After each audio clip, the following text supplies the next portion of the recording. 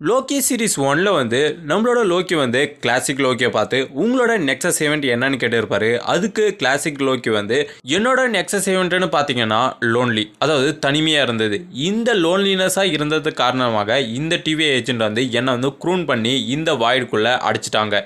இதுதான் என்னோட நெக்ஸஸ் ஈவெண்ட்னு த classic Loki வந்து சொல்லியிருப்பாரு. ஆனால் எப்படி வந்து ஒரு லோன்லினஸ், அதாவது தனிமையாக இருக்கிறது வந்து எப்படி ஒரு நெக்ஸஸ் ஈவெண்ட்டாக கிரியேட் ஆகும் அப்படின்னு பார்த்தீங்கன்னா, பல பேர் வந்து எங்கே லோன்லினஸ், அதாவது தனிமையை தான் விரும்பிட்டு ரொம்பவும் சேடாக தான் இருக்கிறாங்க. அவங்க எல்லாருமே குறுன் பண்ணுவாங்களா நம்மளோட டிவி ஏஜென்ட் கேட்டிங்கன்னா இல்லைங்க. ஏன்னு பார்த்தீங்கன்னா நம்மளோட கிளாசிக் லோக்கியோட பிளானெட்டில் வந்து எந்த ஒரு லிவிங் திங்ஸ், அதாவது உயிர் உள்ள பொருள் எதுவுமே இருந்திருக்காது. அந்த கிளாசிக் லோக்கியோட நெக்ஸஸ் ஈவெண்ட் வந்து அவர் வந்து ரொம்ப காலமாக அவர் தனிமையிலே இருந்திருப்பாரு. அந்த இடத்துல எந்த ஒரு லிவிங் திங்ஸும் இல்லைன்னு டிவி ஏஜென்ட் நினச்சிருப்பாங்க.